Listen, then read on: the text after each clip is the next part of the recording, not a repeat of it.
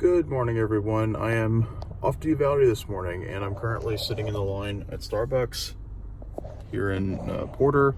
It's 5:50 in the morning. I left my house at 5:30. Didn't leave right at 5 like I wanted to, or it's not really a big deal anyway. Doesn't really matter. But yeah, 5:30, not 5 o'clock, so whatever. But yeah, after I get my coffee, I'm gonna head off through Houston. Hopefully traffic's not too terrible. It's kind of still something in my eye. Still pretty early in the morning, so hopefully not too much, but then again, it is Houston, so who knows. Anyone who's familiar with Houston will know what I'm talking about. Then I'm gonna head off to the Central Texas area around Schulenberg, and we'll go from there. Looking forward to it. I love Central Texas, very beautiful area. This whole area between Houston and San Antonio on I-10 is very wonderful country, and lots of history and lots of historical, the line's moving, lots of historical stuff to see. So can't wait to show you all that.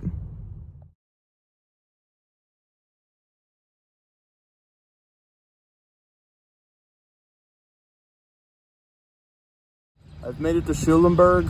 It's a very cloudy, very misty, hazy day here. This is the north side of Schulenberg, just north of Interstate 10, which is right there.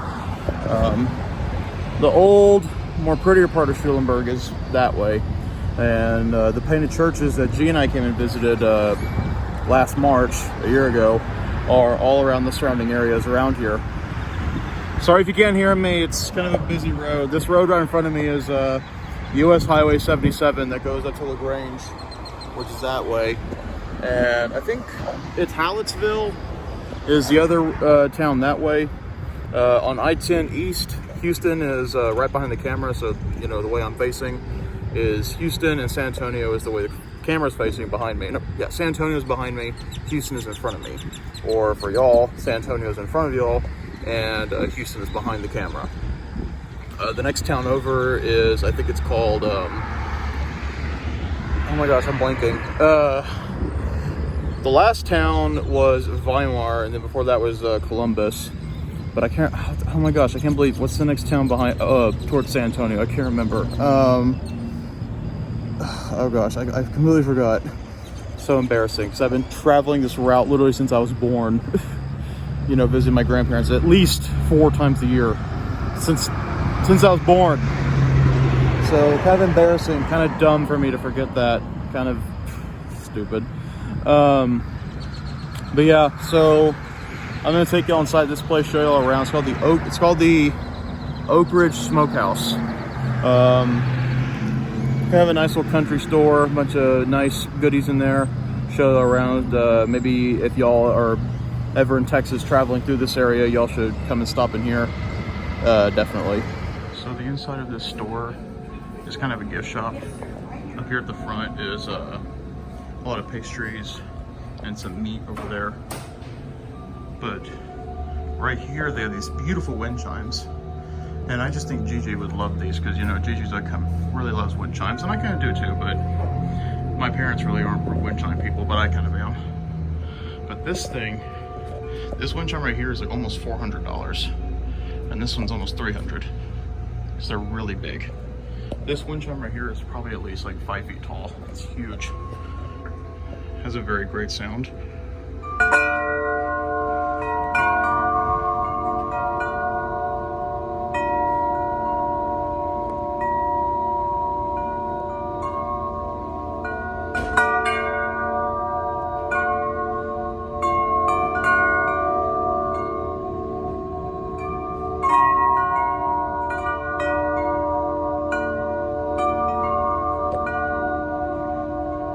This is the company that makes them.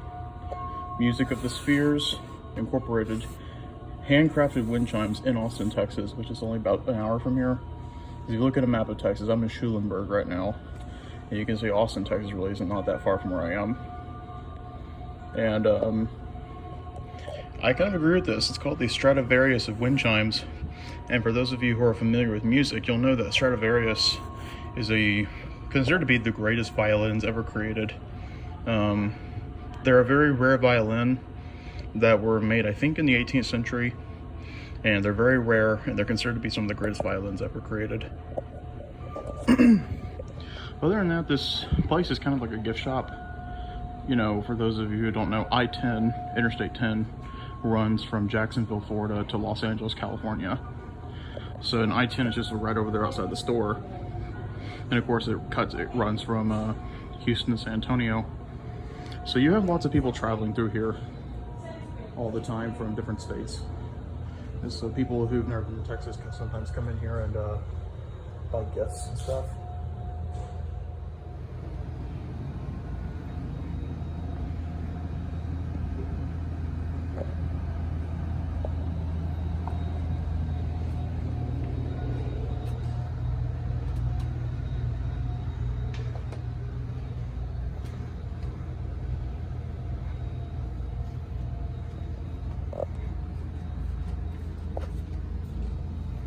Yeah, so lots of like merchandise, postcards, stuff you buy. I guess we were traveling through Texas. Well, not this. No, this would apply to me because I am a Texas native. I was born in Humble, grew up in Plum Grove, and then moved to Cut and Shoot in 2017. They've also got a restaurant back here too. I'm not gonna go in there because there's people eating, so there's a really nice dining room in there, and there's also another one off to that side. Wine collection. There's a reason why I can't just drive through Central Texas in a hurry without stopping and doing stuff. You just look at this. And I'm talking about just the cemetery. Look at the countryside around it. This place is up on a big hill. You have all this land, all of Central Texas all around me. LaGrange is just right on the other side of that hill. This is so much out here. That's why I can't just drive through here without stopping, because there's just so much beauty out here along the pathway, or along I-10 between Houston and San Antonio. Now, I don't know what happened, but there was an actual church building where this dirt is. Like, it must have, I don't know if there was a fire, because I haven't found any information yet. I don't know if there was a fire or if it was demolished or something, but the church is gone. I'll show you all these grottos in just a minute, but these little things you see around here are stations of the crosses. I'll show you all that in just a minute, but yeah, there's so much stuff to see all through here.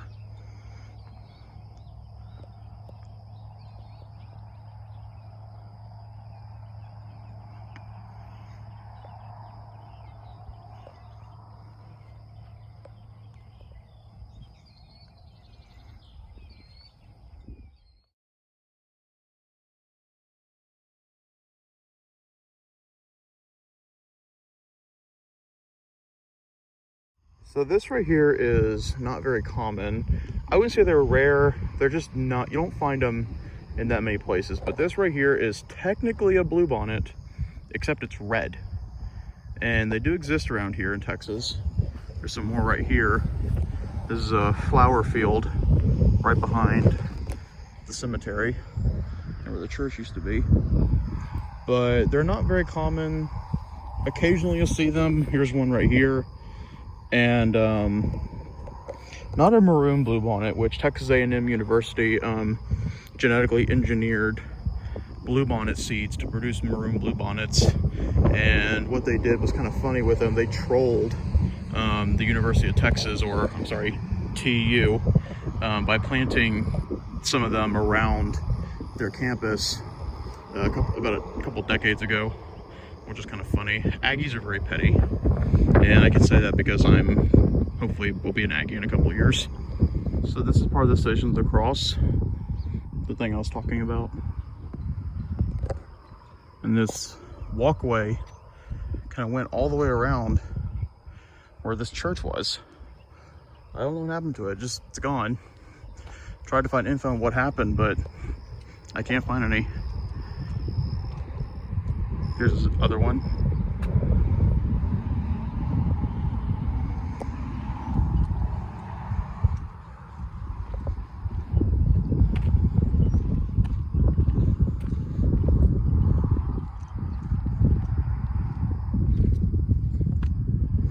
That's in Czech, by the way, just so you'll know, because it's a Czech settlement.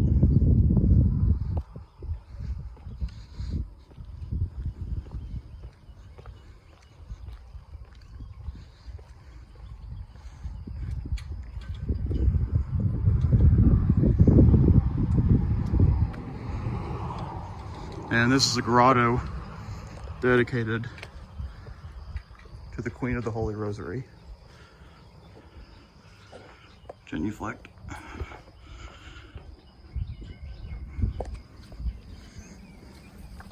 Oh, I didn't even notice this.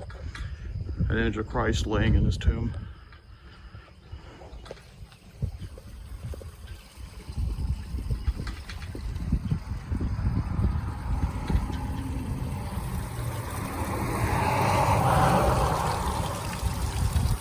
There's koi's in here, by the way. That's kind of cool.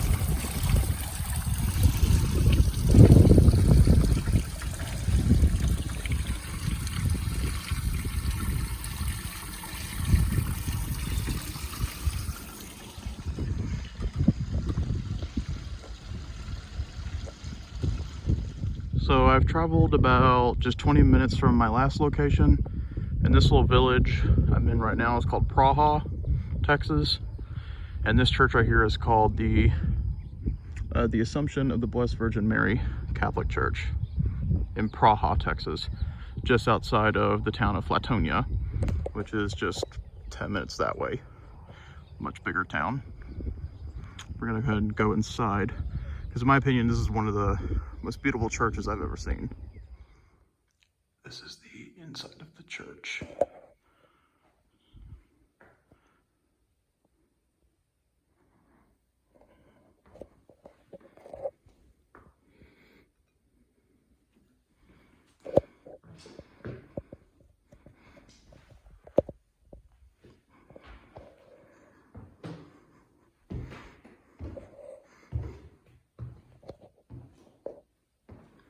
This is the baptismal font.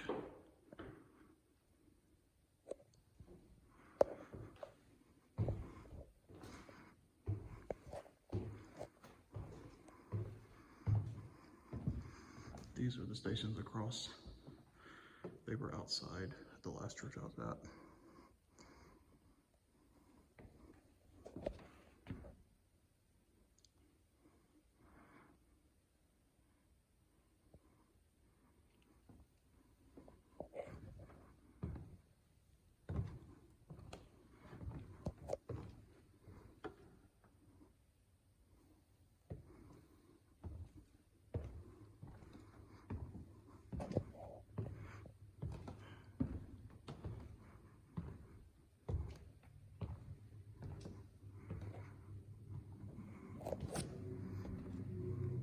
Our Lady of Fatima, St. Anne.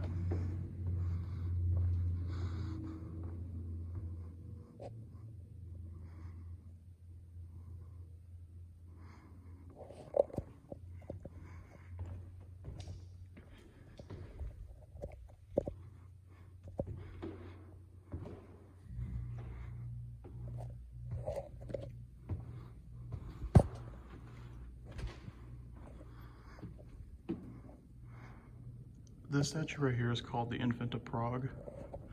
It depicts baby Jesus. Now I know Jesus did not look like this when he was actually a baby, but the style when this statue, not this statue, but when the first Infant of Prague was created, it was created in a style called Baroque, which is, I guess, kind of what this church is. Maybe, I don't know. The Baroque style basically is to emphasize, I don't know if I'm saying that right, grandeur, beauty, greatness, glory, to be as glorious and beautiful as possible. And so even though Christ did not actually look like this when he was a child, basically he was depicted as a worldly prince, as a worldly young king, well, more of a king, not a prince, to emphasize it, how great he was. As he holds, as a small child, he effortlessly holds the whole world in the palm of his hand. Interesting story about the Infant of Prague, another depiction of it. There is a statue of the Infant of Prague in St. Patrick's Cathedral in New York City. And across the street from St. Patrick's Cathedral in New York City is Rockefeller Plaza. And in front of Rockefeller Plaza is a statue of Atlas, the Greek god, or I think he was a god. Now, Atlas is depicted holding the whole world on his shoulders. He's usually depicted struggling to hold the whole world. That's also another reason why detailed map books are called atlases, because Atlas holds the whole world on top of his shoulders. And so when one of the Rockefellers put the statue of Atlas in front of St. Patrick's Cathedral in New York, it was basically as a way of saying how mankind can carry the world on his own, depicting Atlas carrying the whole world. But however, Atlas is always depicted struggling to carry the world. So the Bishop of New York City at the time knew what the Rockefellers had did, because if you were to go to New York City, the statue of Atlas is right there in front of the cathedral across the street on 5th Avenue. So the Bishop of New York basically had a statue like this of the Infant of Prague erected in the cathedral to show how mankind struggles to carry the world, but Christ, even as a child, holds the whole world in the palm of his hand effortlessly. Mankind struggles, but Christ holds the world with no issue, even as a young child in this form. Interesting story. If y'all want to learn more about this story, I'd say y'all should look into it more yourselves. It's a good story.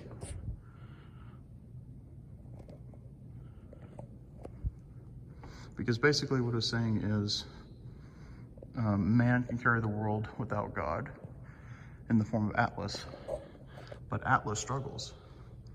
So man can carry the world, but he's on his knees struggling to hold it together. God, on the other hand, holds the world in the palm of his hand without any issue.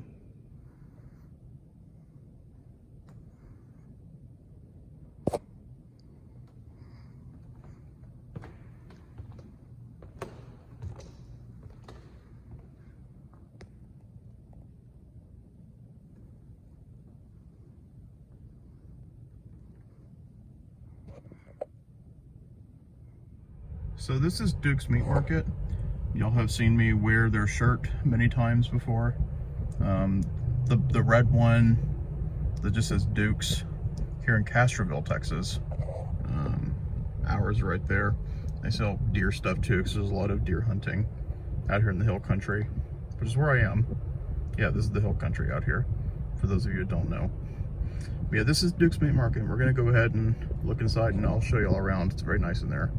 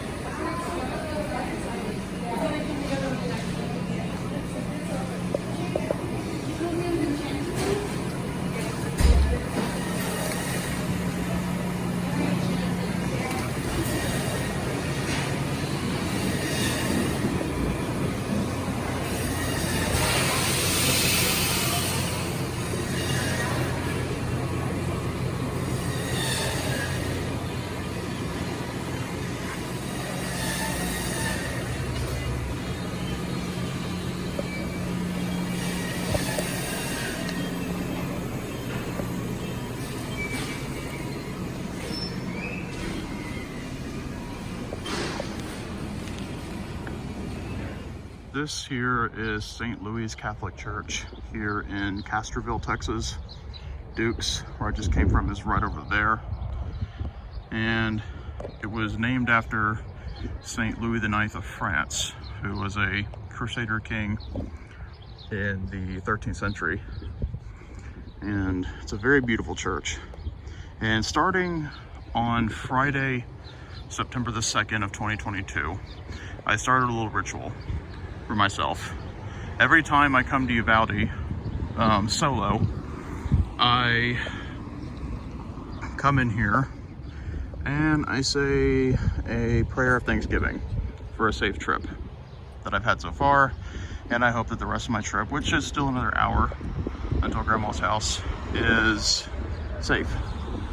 So, well, even on the night of September 22nd of last year, when I was coming in from Dallas after I went to the JFK Memorial, it was like 11 p.m.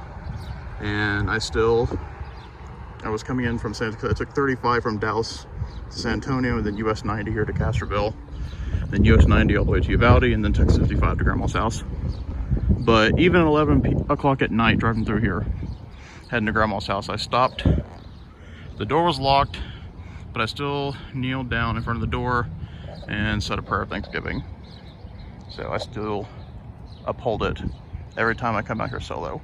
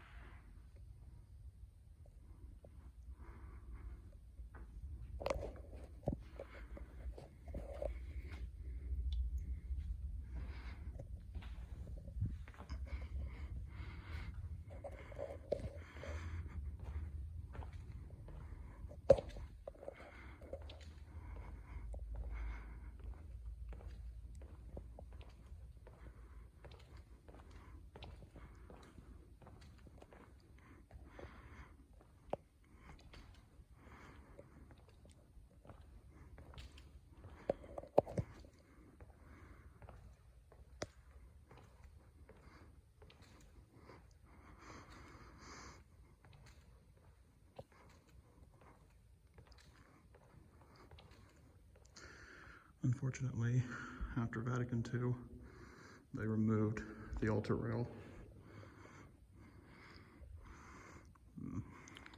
Thankfully, they kept up a lot of the old artwork. Some churches, they foolishly just tore out a lot of old artwork in the mid and late 60s after the council.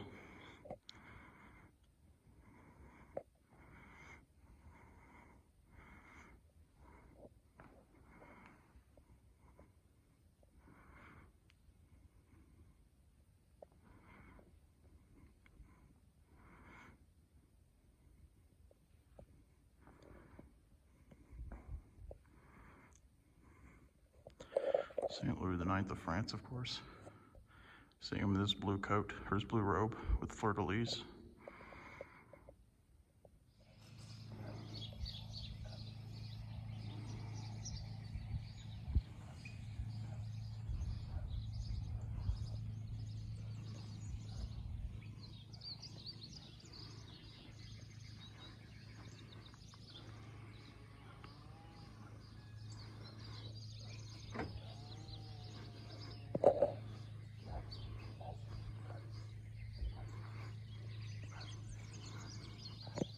All right, well, it's Saturday morning now.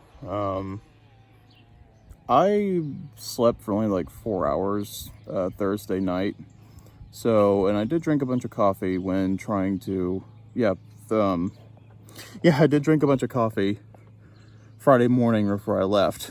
And thankfully it got me through my drive all the way out here and all the stops I did along the way, which I had no problem doing that. I didn't get sleepy at all, so the coffee did work. However, once I actually got here Friday evening, and got all my stuff down, I basically talked to my grandparents for a little bit, and then I passed out. I went to sleep. So I got here safe, got here fine, and then I passed out and fell asleep.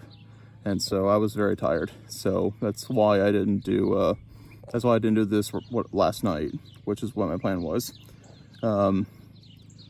But that's all for my travels. I've made it to Uvalde, as you can see, and made it safe, made it good. It's a nice kind of, well, I think it's very cloudy. It's supposed to storm later, but it's supposed to be a lot clearer tomorrow. Probably go swimming. I don't like to swim when it's this cloudy. It just doesn't. I like for there to be sun when I swim, or else it's just, I don't know. I'm weird. I guess I'm weird. I like it to be sunny when I swim. But anyway, so I'm out here now, and I'll post another video soon.